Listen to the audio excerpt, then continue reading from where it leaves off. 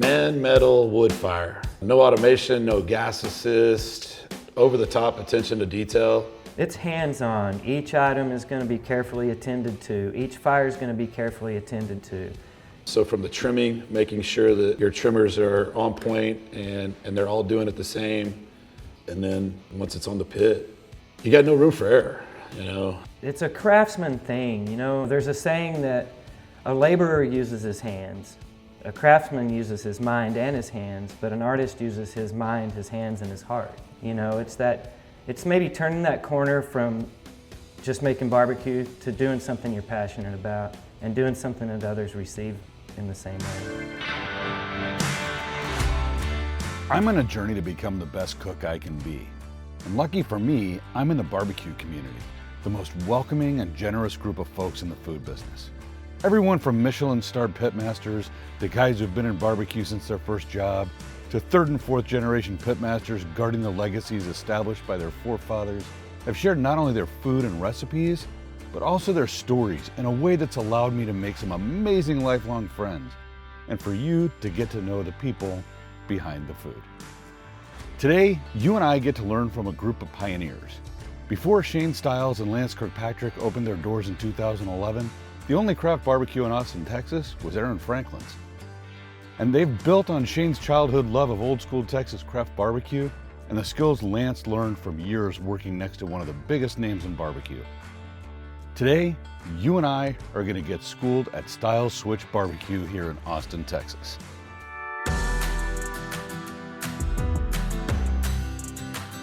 Growing up in Taylor, Texas, that's one of the things that Taylor was kind of known for was Louis Miller Barbecue, and then we had a few other places in town. We had Taylor Cafe, Vince Lamar's, who is kind of a legend of his own, an old war vet that operated his location up until his mid-90s. We had Jackson Barbecue, which was in Thrall, Texas, really just gravel floor barbecue joint. The building's actually still there. And then, of course, you had your surrounding areas of Lockhart and Luling and Elgin. We didn't really know how good we had it growing up as kids in that area. My favorite thing about barbecue growing up was going to the different places for the different items at each place. So I could have been a toss-up between Elgin or Louis Miller for my favorite sausage. They were night and day different. Louis Miller sausage, you could cut it with your knife and might hit a customer 7 tables away with the grease pocket that was in it. Then Elgin was a lot more coarse, dry sausage, which I love. So I went to A&M and I lived next to this place right here on the wall, Martin's, right here. And so it was 5 blocks from where we lived, and it was, under $10 for a chopped beef, chips, and a beer, you know? You weren't necessarily going there for the quality, but the atmosphere and everything about it, man, just kind of made you feel a little at home. I remember my first experience going with him to some of these places. I grew up in Texas, growing up in Austin, and he was like, "No, you don't know barbecue, Catherine." I'm like, "I ate barbecue growing up. What are you talking about?" And he was like, "No, I'm gonna take you to some of these places," and he did. And I immediately was like, "Okay, I get what you're saying. Okay, I understand it now. I've tasted it." I didn't really come to barbecue until I was 30 years old. So growing up in Texas, we grew up in Odessa, you know, and there just wasn't barbecue out there. We were doing grilling and hot dogs, that sort of thing. And then whenever I took the job at Louis Miller in Taylor, in 2001 is when I had a first experience with Texas barbecue. How'd you get that job? I answered an ad in the paper. I had been bartending and had a really crappy New Year's Eve in January that year, and I was just done. And we had moved to Taylor because of this house that my wife liked. And I was like, well, I'll just find something to do out here, you know, picked up a paper. I remember it like it was yesterday. I just sat in my truck by the park right there and looked through it. Where am I gonna go and look for a job? And I saw barbecue on there. And so I went over there and talked to him. You know, it's the first time I met Bobby and Trish. They were both there when I got there, and sat down at that front table with them where he always took his breaks right there. And we kind of had an interview, and he told me what he wanted and offered me a salary. So I accepted and started the next day. So that was my first experience with Texas barbecue, was getting it from Bobby Miller at Louis Miller Barbecue, you know.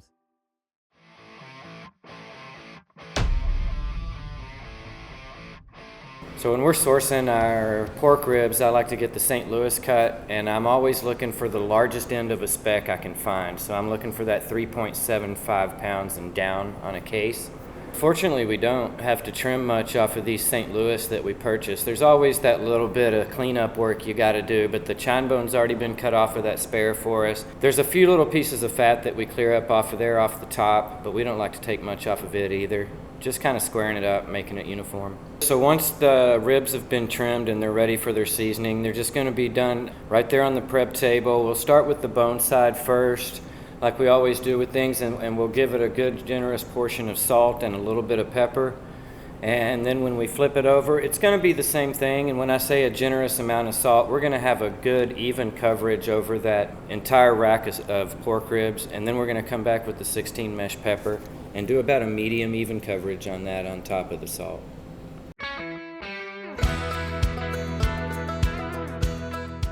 Exploring barbecue history is one of my passions, maybe one of yours too. So when I found out that legendary photographer and visual historian Wyatt McSpadden was not only a regular customer here, but has a gallery of sorts hanging in the private dining room at Stiles Switch, I had to ask for a tour.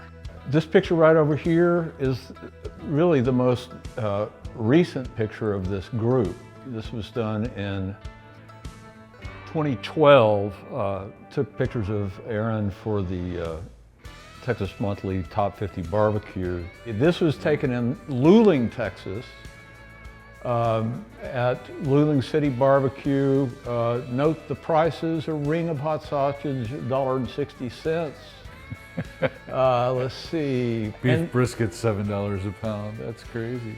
And this is Louis Mueller's, one of the temples of Texas barbecue. This, I would say, Kreitz Market, and then Cooper's in Llano was the other sort of the trinity of the good old days. And this is Roy Perez, who is the pitmaster at Kreitz Market. This is at the old location. And he started working there in like 1988. That's a great picture. This is, Shane likes this because it's from Brian, but it had this cool little counter, you know, horseshoe-shaped counter. This is a personal favorite. This is an old meat market that closed during the pandemic. It had been there for more than 100 years, Prousty's Meat Market. And they did barbecue, and it wasn't very good barbecue, but it was fine. It was working man's barbecue. That's who you would see go in there at lunchtime. Right. Anyway, this is at Cooper's in Llano, another one of the great places. And that's an old Cooper's location in Mason, Texas. That is the former, was Kreitz Market. What was the original? This is the original. And you know, just an amazing building. They used to have, they had paring knives on chains attached to these wooden boards, and that's how people would eat their barbecue. They get it in a paper bag, and you go out there, sit, and you cut with that little paring knife. Oh wow! Yeah. The So this is still incredible. this room still exists. It's Smitty's Barbecue now, and Kreitz is now a much larger, newer building. You talked about being in College Station and figuring out that actually there was a barbecue vacuum, right? At some point, Aaron opens up here in Austin, and you, and I guess a couple other folks, there's kind of a class of 2011 and 12 that figured out at the same time. Just John, us, again, Aaron was the first. Right. John was actually the first because he did it in 2000. Okay. On Maynard Road. Second go around would be Aaron, John, and us within 1 month of each other. Right. And we're like Tom and... Tom would have been next. Yeah. He wasn't 2011 or 12. I think he was 13. The barbecue was 13. Yeah, I think so. Yeah. Tom will tell me if I'm wrong for sure. Let's talk about the decision. Like, okay, there's a barbecue void and I'm going to be the man to fill it. Like, those are two statements that, like, lots of people will go, there's no good barbecue here. Very few people would go, all right, I'm going to be the person. Like, you're not a lifer barbecue industry guy, right? Right. I've never lacked kind of the risk taking ability, nature. My dad and me couldn't have been further apart in that world. And sometimes ignorance is bliss, you know, and I just saw an opportunity, and obviously I love barbecue. And at that time there was, Aaron Franklin was really the only one, heading up that craft style barbecue in Austin, Texas. And you could see immediately just from the lines and the interest in what he was doing that there's a huge void for that type of style here. There was no Austin barbecue scene, 13 years ago.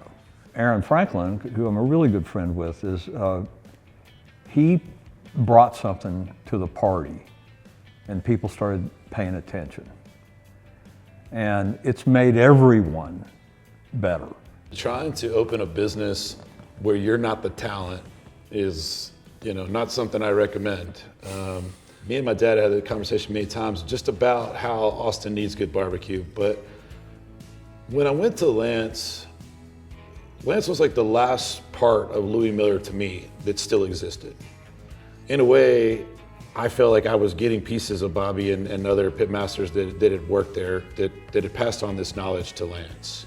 I had served Shane barbecue for years at Louis Miller and not really maybe known exactly who he was, but I knew him by his order. It's funny, whenever he called me and he was trying to tell me who he was and what he wanted to do, he called me the morning after I had just closed my restaurant, Mimosa, that my wife and I had in Taylor for about 1.5 years, and we had to close, just wasn't busy enough to stay open. And he called me the very next morning and was trying to tell me what he wanted to do and everything, and so he wanted to meet at Franklin.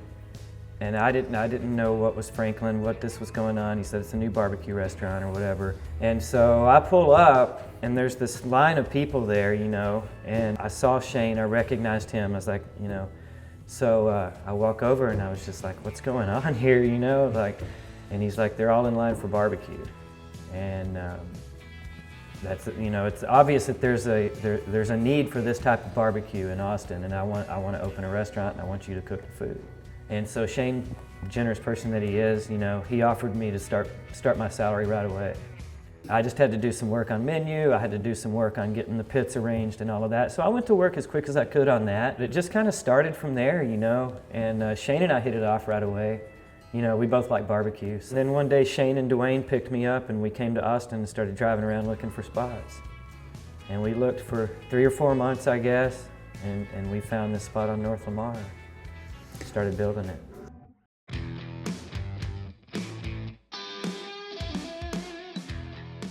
So this is how you start your day. We start our day at 2:30 every morning back here on the pork ribs. Pork ribs are the first thing that I come in and load after the briskets have been cleared around midnight or 1. Okay. Yeah. So we got a couple of tubs. Yeah, we got 33 racks to load today, so we're gonna do rows of 5. That'll give us 6 rows of 5 and a row of 3. Great. So how do we load them? So what I like to do is where the cut side of the rib is, I'm going to go towards the door and towards the back wall. Okay. Because I feel like that's the thicker part of the rib. And I'm always going to put my fattier side towards the fire. Towards the fire. Okay. And what I do, I kind of grate them as I put them on. I've got a hotter spot towards the chimney end and a hotter spot towards the fire end. So as I'm loading, if I come across any smaller ones, I'm going to throw them towards the middle. Towards the middle. So with full spares, I see people loading, we'll call it east to west, 2 across. Right? Yeah, Lots I've played of rows. with that. I've played with different ways, and it's just it's stuff I've learned from the different cooks that I've cooked with over the years, Right. We had a totally different situation in the first restaurant I cooked at where we were only cooking 2 or 3 ribs at a time and going about it all morning, And I'm laying these in here so I got a good little space between each one so the airflow can come between each one. I'm not going all the way to that back door. A couple of reasons. I'm kind of short and can't reach it. But if I'm loading over 40 racks, I'll do rows of 6, and I can fit 7 rows of 6 in here. But they're pretty tight. Yeah. And we've got plenty of pits to use back here, so I tend to just do rows of 5 where I got plenty of room to have space in between each one. And bumping that up like that, like I said, it kind of defines each rib like that, and the cutters enjoy it too because they can better line of sight on them to cut. So will you rotate these at all? No, we're gonna flip them at one point. But the heat's even enough one end to the other that... So even from one end to the other. As the cooking continues and we keep checking these gauges and checking the fires, you'll see that it shores up pretty good. And even on these pits, you think that you're closer to the fire, you're going to have some singeing or burning that you might not have down here. It just doesn't happen on these Moberg pits. You know, he's got them. It's just the way this chimney's situated at the very end of the pit instead of on top. It's the way the chimney has the height to it and pulls the convection. Yeah. So that heat doesn't really have a chance to hang out right here and get stagnant. It's coming right through. It just keeps moving. It's kind of, you know. So you can go close to the end and still be okay, huh? We don't. I know people that do. We try to cut it off, you know, right in here. We don't Right. want to get anything that Too close to it. Right. Yeah. That's still pretty nice yield. So we're going to open the door in 2 hours. Once we close the door on these, we're going to kick the fire back up to 275. Right. And we're going to run it that way for 2 hours. All right, we'll see you guys in 2 hours. All right. When you don't really know what you're getting into, the restaurant opening of a restaurant and operating a restaurant, you probably are a little more positive outlook than if you had done it before, right? I was 9 months pregnant on the day we actually opened the restaurant. And at that time, I was this big around and about to pop, and I was going, what are we doing? We can't do this. We're about to have a baby, and we're opening a restaurant at the same time. And if you know anything about the infrastructure that we originally had, I mean, it was Shane and Lance and maybe 1 or 2 other employees doing this whole operation. So it was a tremendous undertaking, and I think you have to have a little bit of the ability to compartmentalize things and have that. I'm also a very glass half full type of personality, so I'm like, everything's gonna be fine. We're fine, okay, this is gonna be fine. And I guess it ended up being fine. It was easy, man. I just told her, I was like, hey, whatever you do, don't go to the grocery store unless my dad gives you some money, because I ain't got none left. He was going, Catherine, you really don't need to spend a lot of money right now. And I was like, what does that mean exactly? I'm about to have a baby. Can I go to the grocery store? What does that mean, don't spend money? He was like, no, just don't make any large purchases, okay? And it's like, okay, we're gonna be fine, we're fine. So yeah, there's a lot of that goes into, I think, situations where you're bootstrapping and just winging a prayer, you know, it's all gonna be fine. We opened this place with cash, and it was all the money that I had left. My best friend, who's also a business partner in this, you know, I called him. I was like, hey man, we're a little bit short here. And he's like, all right, I got it. And man, we just obviously very lucky that right away business was enough to pay the bills.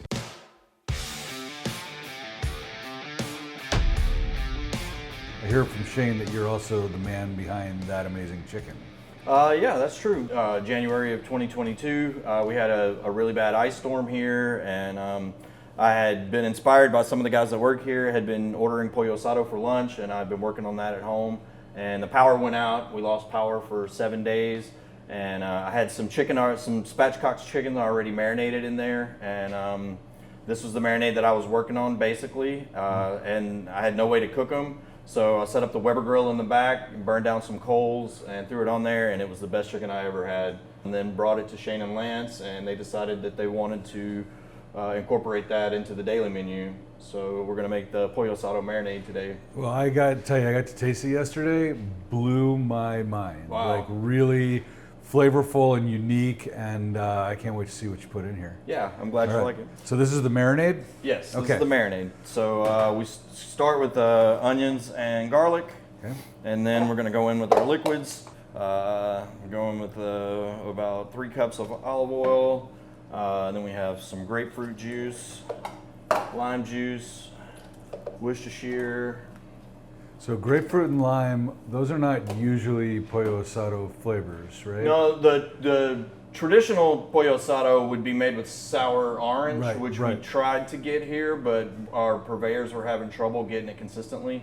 So we went with the flavor profile of the grapefruit and lime to try to emulate that and have something that we could have year round. It's a unique flavor. I like it. It works. Some honey. This is coriander, cumin, paprika, salt, and oregano. Okay. And then this is our house-made Fresno. We make our own adobo here. Okay. And basically we smoke Fresnos, and then we marinate them or let them soak in our lacto-fermented hot sauce. We make our own hot sauce here too for a few days, and then we strain it, and the resulting pulp is basically an adobo, smoked Fresno sauce. Amazing. So for those of us who are not going to go to all of those levels of smoking Fresnos, can I use like A the can of Chipotle. can of Chipotle adobo and that'll work? Okay. Yeah. This is the secret ingredient right here, El Yucatan achiote paste. Okay. There's lots of different brand names. We tried most of them, but this is the one that I like the most. This is the one. And then 1 can of Austin East Cider's Blood Orange Cider. Shane mentioned this, like blood orange cider in Yeah. a marinade. Yeah. I mean, I like the local flair. I always try to use local products whenever I can incorporate them into recipes. I feel like it's makes it unique and special to us, you know. I'm gonna give it a good amount of time so that the pieces of that puree, that pulp, will blend evenly. Okay, so these guys are gonna just basically, you can see here, they come in all random looking. He's gonna make them more uniform, take some of the excess fat off, remove some of the bones that are kind of separated out, and then fold the skin over on the top. Cleaned up a little bit, clean up the edges. Just try to make them all look very uniform. The more uniform they are, the more even they cook, you know? So you have all of those little bits that he's taken off, they would burn on the fire anyway. So it's kind of like trimming a brisket too, you know, all the little things that stick out and stand up, you want to remove. Once he gets all these done, he's going to put them in that marinade that we made earlier, and then they'll marinate for 8 to 12 hours, and they'll get put on in the morning when the ridge shift starts.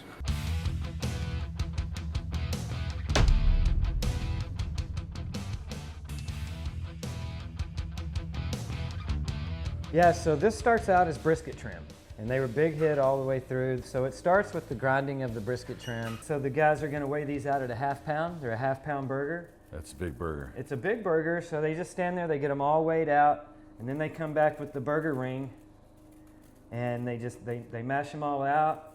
So today I think we have 150 of these that we're gonna get seasoned up this morning. We're gonna start with about 50 of those on for our first load. And the seasoning I'm putting on these now is just our brisket rub. It's just a blend of 16 mesh black pepper and kosher salt. And then it's supplemented with our in-house seasoned salt that we call Stiles switch rub or hog rub.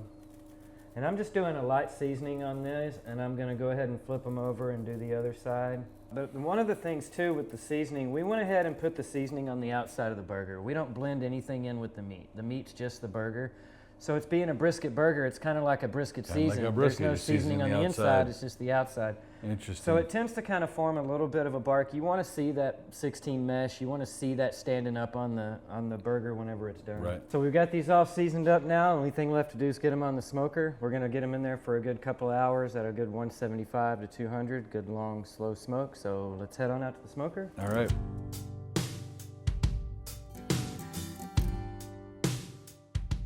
As a kid, I was actually always trying to watch what I ate and grow for football. And I always felt that Louis Miller's lean brisket was as good of a piece of meat you could find. My dad and every other person on earth thought that I was kind of nuts for preferring lean brisket, but to this day, lean brisket is what I enjoy the most. Any memories with your dad or your family of going to those places that stand out? Absolutely. My favorite to go to is always Jackson's. I just thought that like you're going into like kind of a shack, that it's a gravel floor inside of a building, and it looked kind of like a home. So I always thought that was the neatest place. As far as Louis Miller, I kind of stopped going inside the store with my dad on the weekends when I was probably 13, because I guess early on I realized I had no patience, and there might be 10 people in front of you, and it was still gonna take you 45 minutes to get food. We started with the idea of not doing the sellout model. We wanted to make really great barbecue available for lunch and dinner. As you're telling me these stories, like I'm hearing about not wanting to stand in line, are those the things that drove your decision not to follow the sellout model and to have defined hours so that you weren't creating that experience? Absolutely. I think it would have been pretty hypocritical to design a restaurant that you wouldn't have personally even gone to. I've said it many times, I still to this day don't know if the non-selling out model was a good idea or a bad idea, because it took years and years to figure out the right processes to be open for lunch and dinner and have quality food. Now, it's 100% the best thing we ever did. And I think our customers really appreciate it. There was like a kind of a stigma that came with that. Like, you guys probably aren't that good if you still have food, you know? Wow. And so that was something we really had to overcome. And, you know, I got it on one hand, on the other hand, it just wasn't the case, you know? It's a production. If you watch and see it all go down behind the scenes every day, it's 24 hours a day. And there's no automation to what we do. There's just wood, fire, smoke, and people, very passionate people working 24 hours a day back there to make it happen, and very skilled people, including Lance, who's leading the crew. I think one thing that was very important in our early success was doing that lunch and dinner, and people knew that it wasn't, you know, this thing that you had to be there at 8 in the morning to get. We're gonna be cooking all day, just come on whenever you're ready. One of the big mistakes I made was I took that model a little too far, you know, with time, like how long it would take somebody from the time they walked in the door till the time they sat down and ate. And we lost a lot of that customer interaction by trying to go too fast. And I don't think we focused on the quality of our plating enough. We were more concerned with just getting people in and out. Looking back on that, you know, I gained the nickname Hurricane Shane. Thank God a lot of the guys that are still here that were there then and that had thick skin. I'm very much happier the way we operate now, and we take the time with the customer, and we make sure every plate is as pretty as it could possibly look. We just kept growing now, you know what I mean? Like, we kept cooking good barbecue and people kept coming for it, so we just kept cooking more and adding more pits and adding more cooks, you know, and that's when it really got fun. Because in the early days it was one pit, one cook, you know, and then we brought on some more guys and started getting more pits and more guys, and it started getting a little bit easier, a little bit less hours or whatnot, but we just kept cooking. My kind of focus on it was just to keep making good barbecue, you know, because as we were growing and getting more and cooking more, some of our cooking styles even had to change, you know, and then we discovered another pit maker and we wanted to change that. So we're just always evolving, and I think one thing that we've been able to do that maybe others haven't been able to do is to continue evolving. All this talk about good barbecue, and you know, I might be able to survive on barbecue alone, and these guys like to eat a lot of barbecue, don't you? This is Teddy and this is Denali. These are my boys, and they might be the most well-fed dogs, at least in the YouTube sphere. Not only because they get barbecue, but on top of barbecue, they also get high quality dog food. So we used to feed these guys kibble, and then we would put barbecue with it. And the reality is that most of the kibble is just not good stuff. Then I discovered Sundays for dogs. So you want to see dogs get excited about this stuff. So this stuff is like jerky. So it's 90% meat and 10% superfoods. You ever see dogs get excited like this about kibble? It doesn't happen, right? So it's air dried, so it doesn't need to be refrigerated. You can pour it right out of the bag, and you're feeding them the same kind of human quality food. Now, by the way, we could eat this. I'll be honest with you, I tasted it, it's not for me. They clearly like it. Getting off of kibble and onto high quality food and being able to feed them this air dried stuff. Here, watch what happens. All right, wait. Can you wait, Denali? Wait, wait. Good boy, wait. All right, I'm gonna get a little bit here for Teddy. Wait, oh, we're not gonna wait. As a viewer of the channel, you can save a couple of bucks. So if you go to sundaysfordogs.com/behindthefood, you get 50% off of your first order, and that allows you to get a bag and try it and see how your pup loves it. I think your pups are gonna be as happy as mine are. You guys like that better than brisket? If there's a place in Austin that started the way we did 13 years ago, they would be out of business very fast. Austin's much like a New York or an LA now. You've got about 2 weeks to get it right or you're out of business.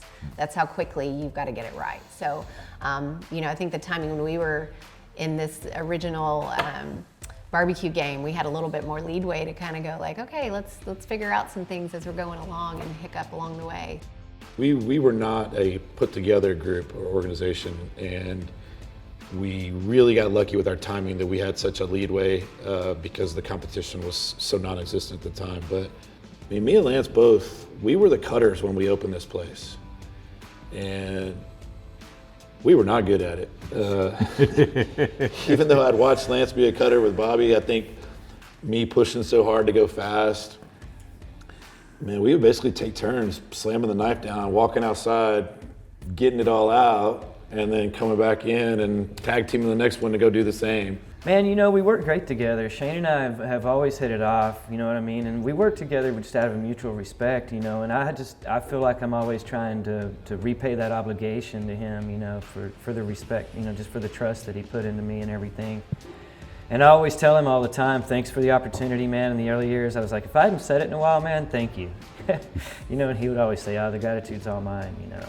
And I just wanted to prove myself to Shane all those nights and mornings and early, you know, that's what I was trying to do, is just make good barbecue for Shane's restaurant, for our restaurant.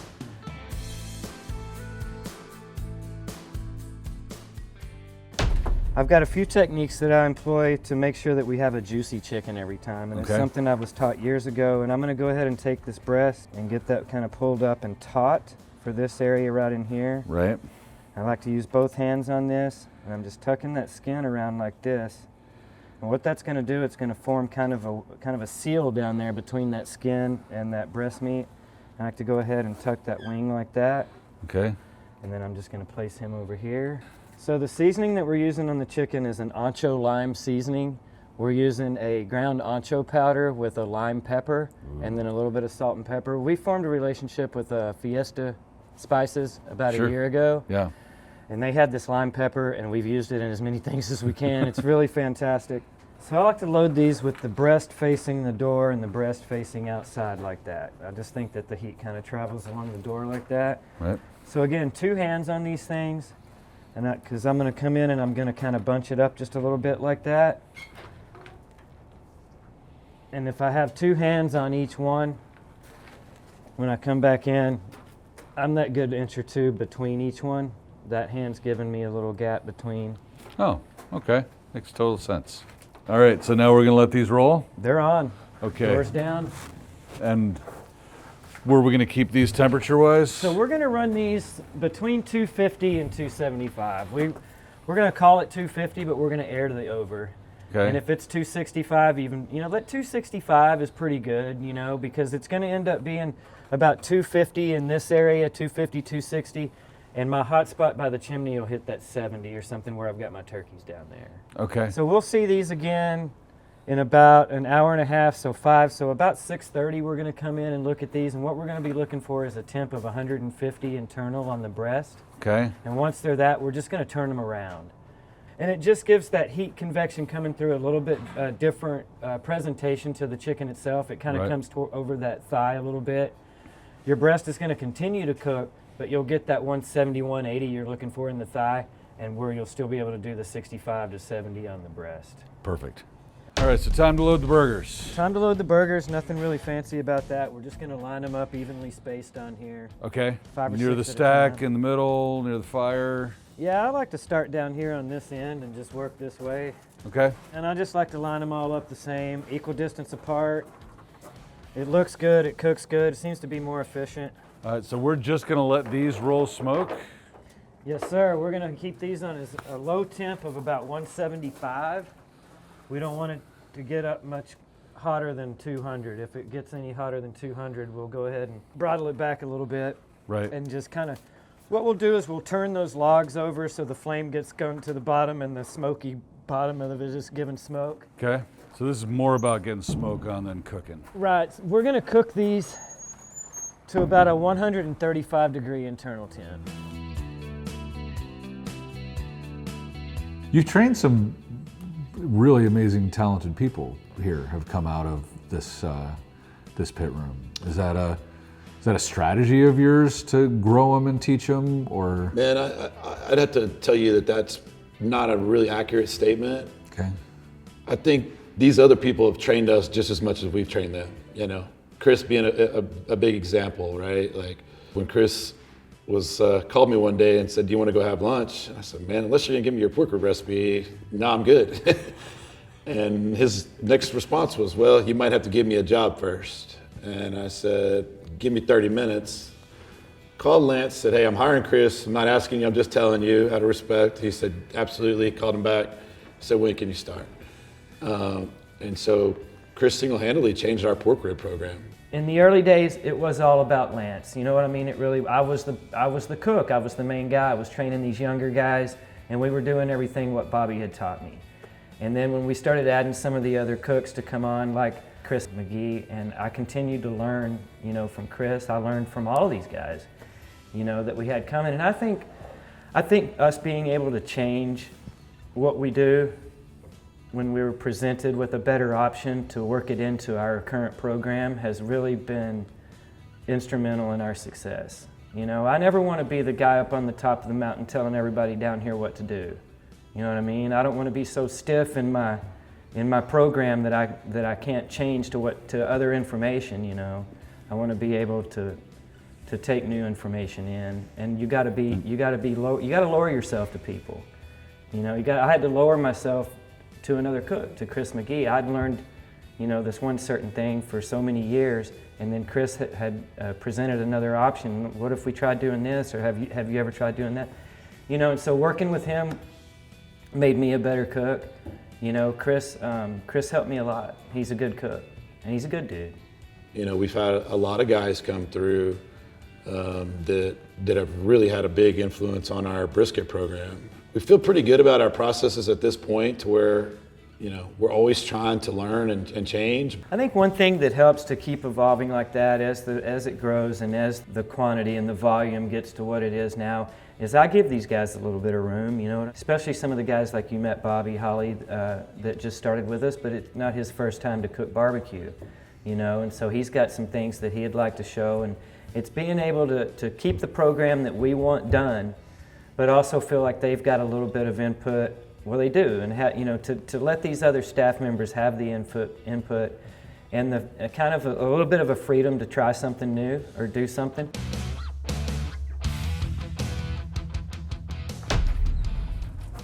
Well, they are really cooking really evenly all the way down. Right, you can notice that even though they're closer to the firebox, they're no more singed than this guy right here. Yeah. You know, I mean, they're perfect, right?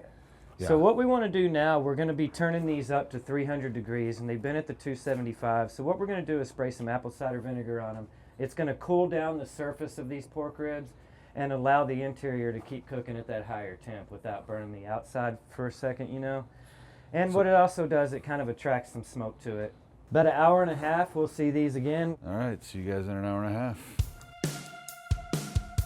I think social media was just becoming a thing. I mean, when we first started, you know, Facebook, Instagram, all of that was very early in restaurants utilizing that to get the word out. I think that was such a pivotal thing, really helping push that Texas barbecue story and narrative, being able to get that information out to the masses.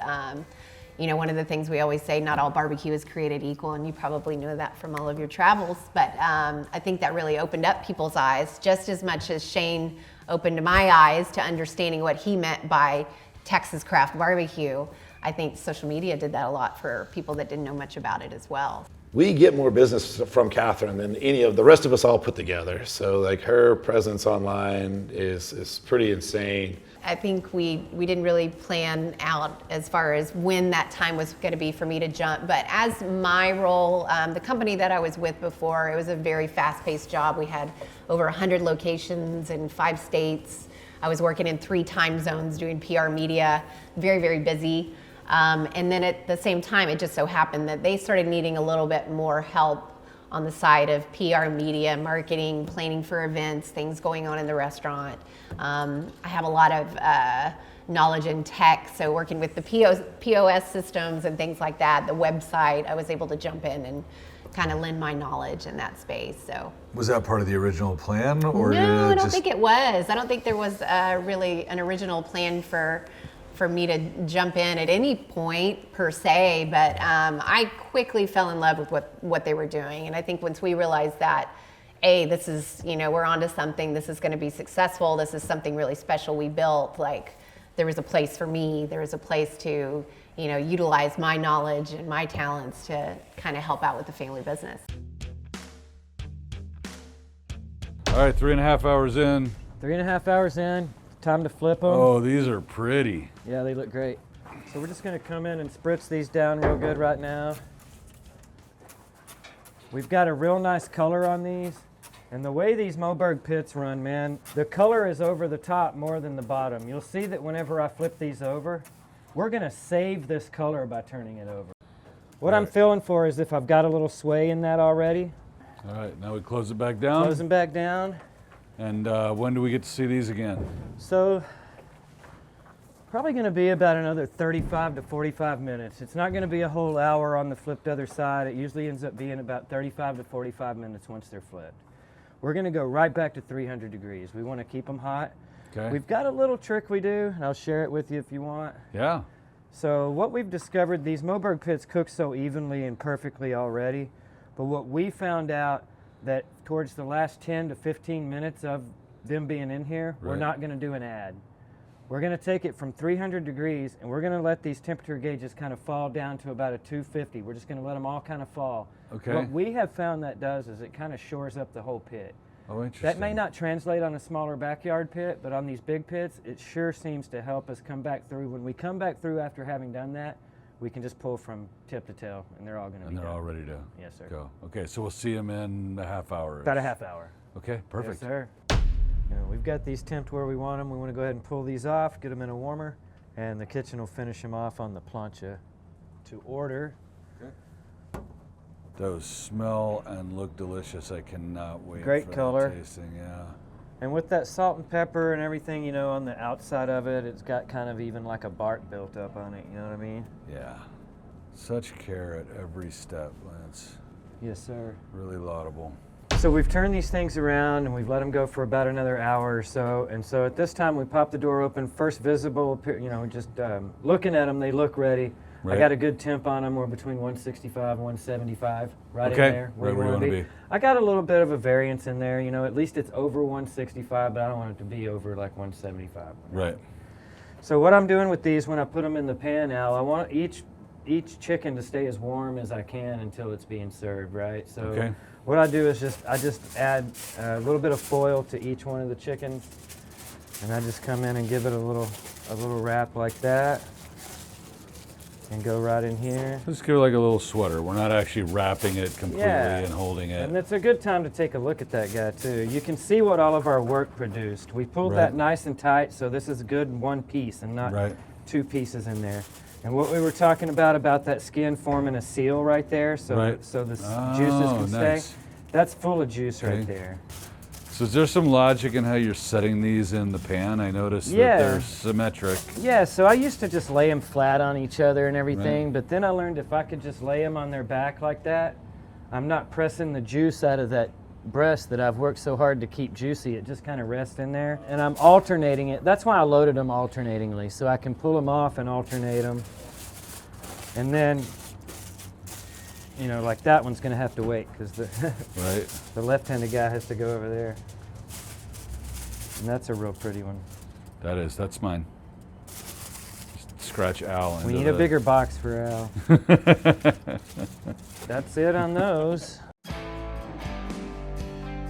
The number one thing I think that I've always had success with is just trying to treat every person here, you know, as decent as you can. That's infectious, it wears off. One of my very best friends on earth, Dwayne Jackson, is our general manager here. There's never been an employee that's worked here that hasn't enjoyed working with or for Dwayne, because again, he's who you see is who you get every single day.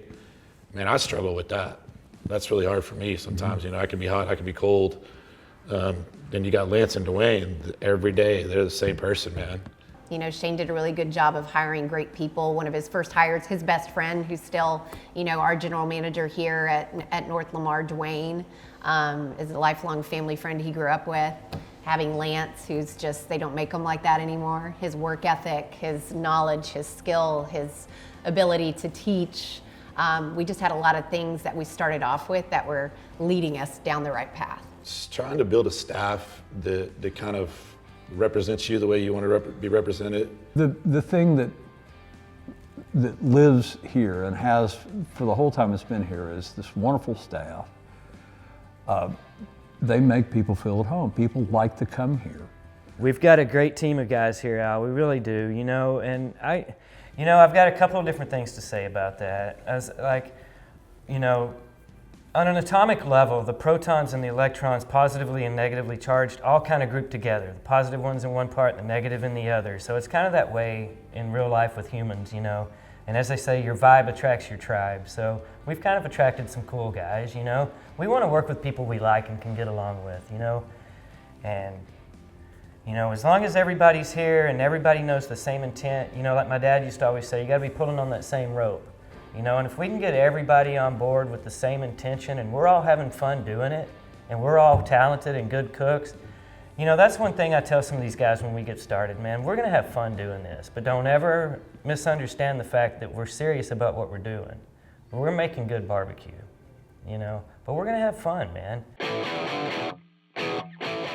Yeah, so we're going to check each one of these ribs for doneness, Al. We're going to come in about the third or fourth bone, and we're going to kind of feel down on that and see that it's got a good give to it. Mm-hmm. And we're going to come in about 3 or 4 bones down here and kind of just give it a little poke right there.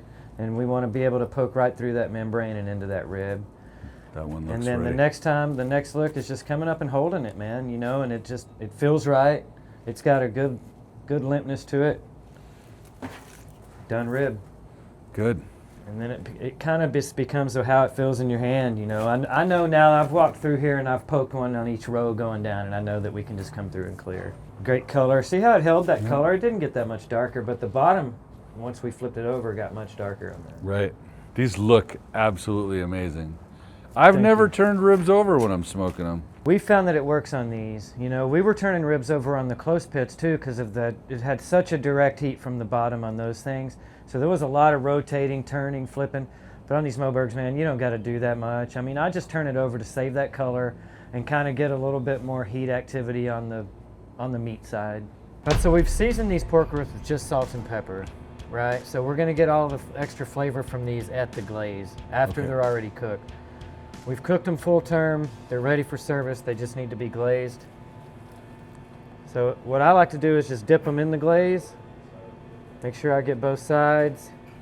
So we're doing a nice heavy coat. We're gonna get some glaze on there. You know, we want it. We're gonna shake some off, and we're gonna go ahead and let that be some of the stuff that's on our foil right there. Right. So we have sauce on sauce when we take the thing down, the rack down, and then it's just each one's gonna get wrapped. So you've got a sauce hand and a foil hand? Yeah, just old habits. I mean, I'm very clean, man. I worked for a chef one time that said, start clean, work clean, finish clean. And I've just carried that through the 30 years of making food for people. It's a good philosophy. Now I noticed when you put it in the bin, you flipped it over. Yeah, I want to put it. So it's now meat side up. Right, I want to store it meat side up. I want to put it bone side down. So that's about it on the technique. Just plenty of glaze on them. And wrapping them up individually.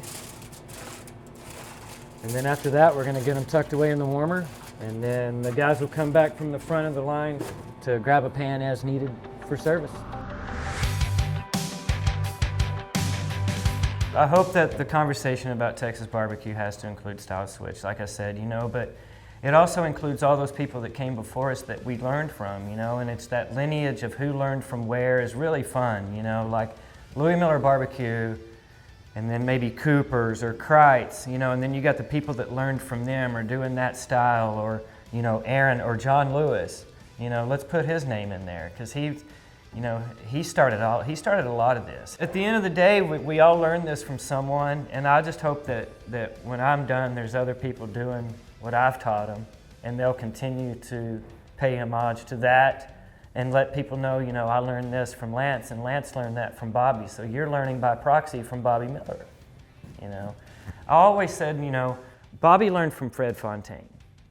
You know, I never had the opportunity to meet Fred, but I got the opportunity to learn from Fred because I learned from Bobby. So I like to tell Andy and Chris and these other guys that I've taught how to make barbecue that you're getting that as well. You know, I may have added a thing or two to the basics that Bobby taught me, and then I'm going to teach that to them, and then they're going to go from there, and they're going to get to teach somebody, and they may add a little thing that they've been doing, but at the end of the day, you know, we're still doing what Fred and Bobby did 50 years ago. You know, you don't have to reinvent the wheel. Just make great barbecue and the people will come.